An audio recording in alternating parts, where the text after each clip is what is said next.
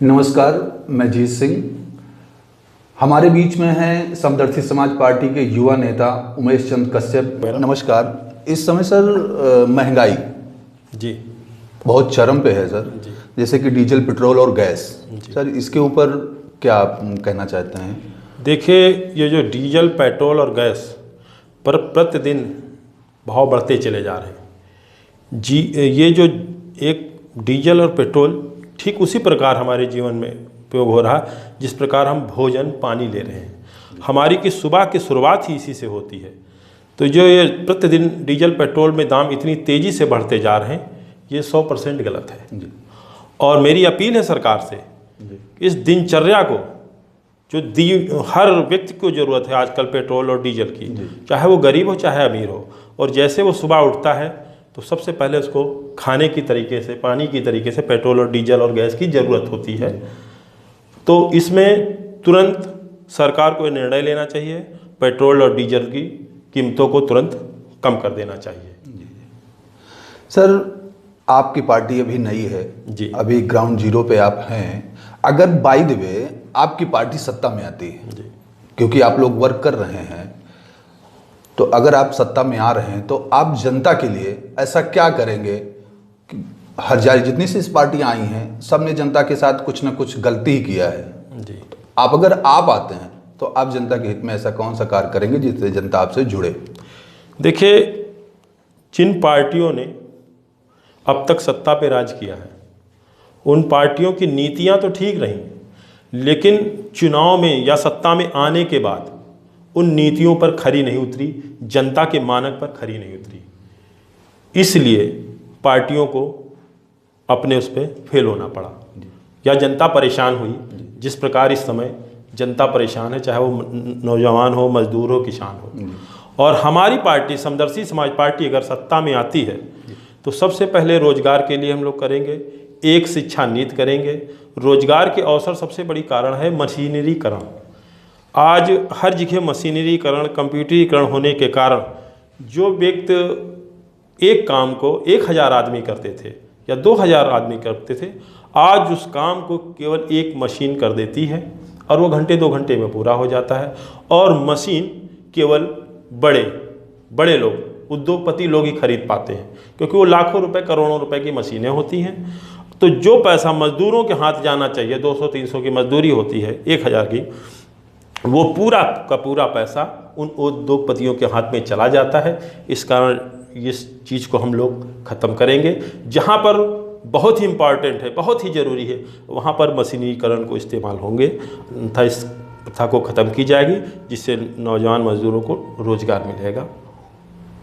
उमेश कुमार जी, हमें एक चीज़ देखने को मिला है आज राजनीति में, तुष्टीकरण की राजनीति बहुत ज़्यादा होती है। कोई भी पार्टी हो, हर पार्टी तुष्टीकरण की राजनीति करती है। अगर सत्ता पक्ष तुष्टीकरण करता है तो विपक्ष भी उसके ऊपर आरोप लगाता है, और विपक्ष अगर तुष्टीकरण की राजनीति करता है तो सत्ता पक्ष उसके ऊपर आरोप लगाता है, लेकिन कार्य सारे वही करते हैं। इसके बारे में आपका क्या सुझाव है?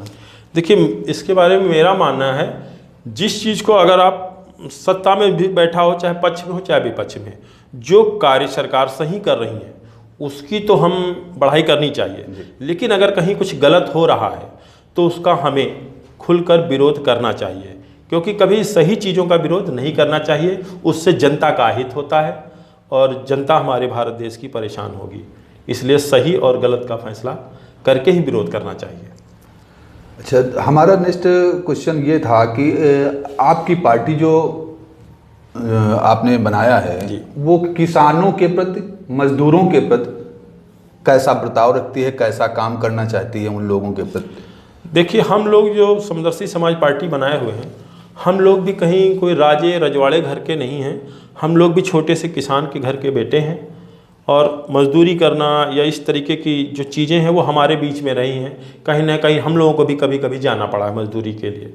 तो हम लोगों ने जो जनता की पीड़ा है बहुत करीब से देखा है, इसको एहसास किया है।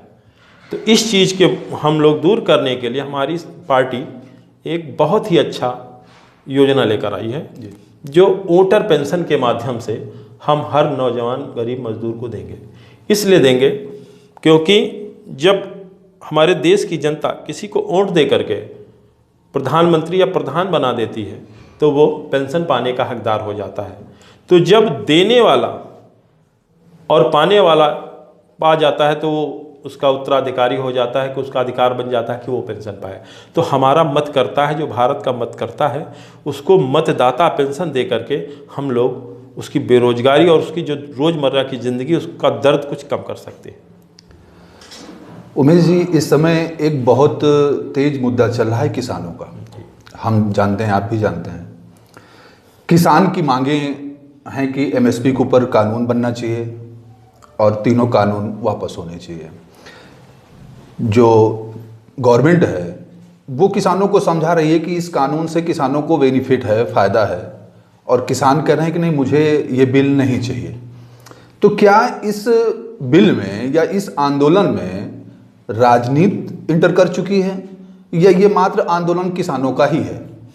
देखिए, ये आंदोलन सिर्फ किसानों का है।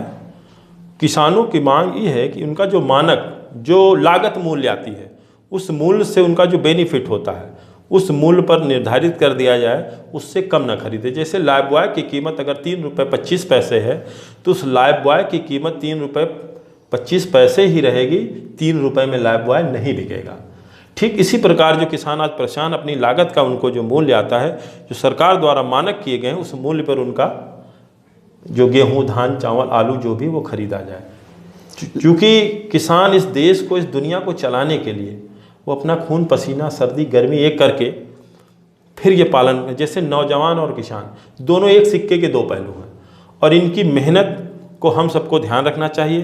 क्योंकि हम चाहे प्रधान बन जाए, चाहे प्रधानमंत्री जाए या उद्योगपति बन जाए, हमें सिर्फ अनाज ही खाना है। सोने चांदी, गाड़ी, बंगले, ये सब खाने से हमारा जीवन नहीं चलने वाला। इसलिए हम लोगों को, हमारी सरकार को इस पे विशेष ध्यान देना चाहिए और किसानों की जो ये समस्या है उनका समाधान कर देना चाहिए। गवर्नमेंट तो कह रही है कि हम एमएसपी के ऊपर लिखित गारंटी देने के लिए तैयार हैं।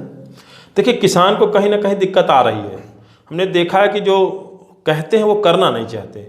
अभी बाराबंकी जनपद की मैं बात कर दूं, कम से कम 5 से 10 हज़ार टालियाँ लदी खड़ी रहीं। वो कहते हैं हम खरीद लेंगे, लेकिन खरीदारी नहीं होती है। उसमें भी भ्रष्टाचार है। उस भ्रष्टाचार को सरकार को ध्यान देना चाहिए और ख़त्म कर देना चाहिए, और किसानों का अनाज जो है खरीद लेना चाहिए। खरीदने के लिए कहती, लेकिन खरीदती नहीं है। ऐसी समस्याएं आती हैं, उसके लिए फिर आंदोलन करना पड़ता है। फिर बहुत सी जिल्लतों के बाद जा कर के धान की तौलाई होती है। उसमें भी जो छोटे स्तर पर कर्मचारी हैं वो भी कहीं ना कहीं उसमें भ्रष्टाचार में विलुप्त हो जाते हैं। इसीलिए दिक्कतें पैदा होती हैं। उमेश जी, आपको राजनीति में आने से प्रेरणा आपको कहाँ से मिली? देखिए, हम लोग को वास्तव में राजनीति में आने से प्रेरणा इसलिए मिली, हम लोग गरीब तबके के लोग हैं और झुग्गी झोपड़ियों में गए और वहाँ की पीड़ा को देखा, वहाँ गरीबों के वो जो दुख दर्द है वो देखा।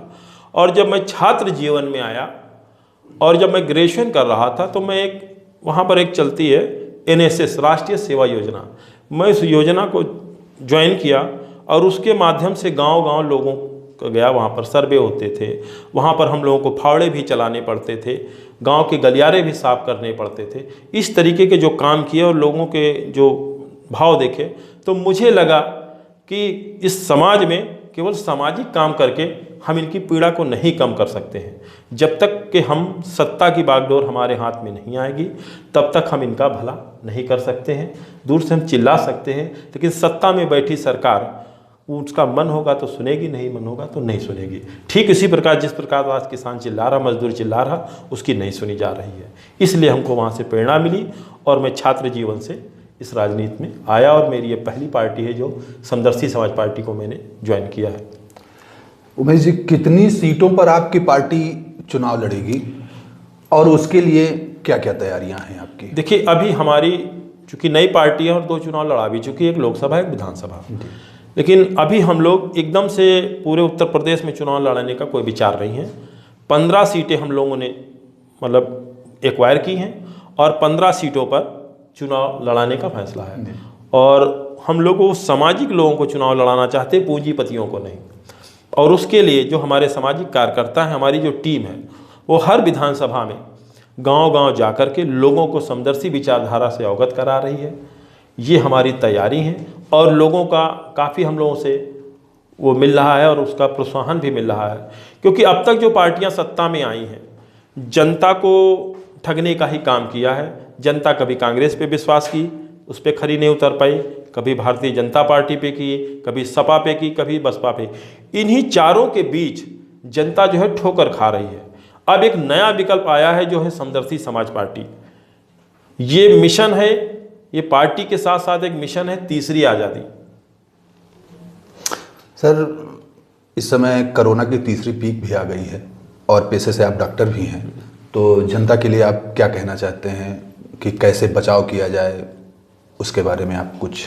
देखिए, कोरोना काल जैसी महामारी देश में आई, लेकिन वास्तव में हमको इस बीमारी से बचने के लिए सबसे पहले तो सावधानी जरूरी है। अगर आप सावधानी नहीं बरतेंगे तो चाहे वो कोरोना जैसी बीमारी हो, चाहे टीबी जैसी बीमारी हो या अन्य बीमारियां हों, वो आप पे अटैक करेंगी और आप पर हावी हो जाएंगे। तो इस कोरोना जैसी महामारी के लिए मैं इतना संदेश दूंगा पूरे भारत की जनता को कि उसे अपनी सावधानी बरतनी चाहिए, अपनी इम्यूनिटी पावर को मजबूत करना चाहिए और रोज़ कम से कम इस भाग दौड़ की मर्रा की ज़िंदगी में आधे से 1 घंटे व्यक्ति को योगा और एक्सरसाइज अनिवार्य रूप से करनी चाहिए। जब आपकी बॉडी मजबूत रहेगी तो कोई भी आपको एंटी वायरस आप पे अटैक नहीं करेंगे। हम उमेश जी, फिर हम जो पिछला मैंने आपसे क्वेश्चन किया था महंगाई के ऊपर, मैं फिर उसी पे बात करना चाहता हूँ कि महंगाई इतनी ज़्यादा बढ़ चुकी है। आप डीजल की देख लीजिएगा, पेट्रोल देख लीजिएगा, गैस देख लीजिएगा, अन्य बहुत सारी, और इन सारी चीज़ों की वजह से ट्रांसपोर्ट सिस्टम है, मजदूर है, सारे प्रताड़ित हो चुके हैं। तो क्या करे गवर्नमेंट, या कैसे किया जाए कि इस महंगाई से जो आम जनमानस है उसको थोड़ा कहीं से रिलीफ मिलना चाहिए? देखिए, मैंने पहले भी बताया है कि ये जो डीजल, पेट्रोल और गैस चीज़ें हैं, ये हमारी रोज़मर्रा की ज़िंदगी में हम जैसे ही सुबह उठते हैं इसकी आवश्यकता हमको पड़ती है। तो जो रोज़मर्रा की चीज़ें हैं उन पर गवर्नमेंट को ध्यान देना चाहिए और इन पे दाम कम करने चाहिए। और जिनका उपयोग जीवन में पर डे या नहीं, महीने में या साल भर में लोग करते हैं, जैसे कि सोने चांदी का प्रयोग डेली कोई नहीं खरीदता, आमतौर पे नहीं खरीदते हैं जो गरीब लोग हैं। बड़े लोगों की मैं बात नहीं करता हूँ, जिसके पास पैसा हो गया उसके लिए तो सारी चीज़ें सस्ती होती हैं। तो मैं सरकार से अपील करना चाहूँगा कि जो ये रोज़मर्रा की ज़िंदगी है, जिसके जीवन में उपयोग पर डे होता है, हर क्षण होता है, इस पे विशेष ध्यान करके कम कर देना चाहिए, जिससे जनता परेशान ना हो। आज गरीब आदमी बहुत ही परेशान है और जो सब्सिडी के नाम पर बात कही गई थी, आज वो सब्सिडी भी ख़त्म कर दी गई है। मात्र सब्सिडी 35 रुपये आ रही है, जिससे जनता को बहुत ही ज़्यादा परेशानी का सामना उठाना पड़ रहा है। गरीब आदमी गैस भराने में भी इस समय सक्षम नहीं है। भले फ्री में सिलेंडर दिए गए, लेकिन हमको फ्री में सिलेंडर तो दे दिए गए, लेकिन अब हमारे पास वो क्षमता नहीं कि मैं उसको भरा सकूं। तो वो सिलेंडर मेरे बेकार पड़े रहेंगे, फिर मैं वही कंडे लकड़ी में अपनी बूढ़ी माँ मेरी आँख फोड़ेगी, तो उसका कोई मतलब नहीं है। काम वो किए जाएँ जो हमेशा चले, निरंतर चले। मेरी ये उम्मीद है कि मेरी बात को जनता भी समझेगी और सरकार भी समझेगी और ये डीजल पेट्रोल जो डेली की महंगाई बढ़ती है इस पर निरंतर लाएगी। आप जनता के लिए कुछ कहना चाहते हैं? मैं जनता से यही निवेदन करूंगा कि ये वोट आपका है और ये वोट आपका विकास है, और ये अगर गलत हाथों में गया, ये वोट जो है एक दुधारी तलवार है, अगर गलत हाथों में आपने सौंप दिया तो विनाश होगा, और अगर आपने सही हाथों में सौंपा तो देश का विकास होगा, गरीब मजदूर किसानों का विकास होगा। सर, आपका अमूल्य वक्त हमें मिला, इसके लिए धन्यवाद। बहुत बहुत धन्यवाद आपके स्टूडियो में सभी लोगों का। ये समदर्शी समाज पार्टी के युवा नेता श्री उमेश कुमार कश्यप जी, जिनसे हमें हमारी अभी बातचीत हुई है,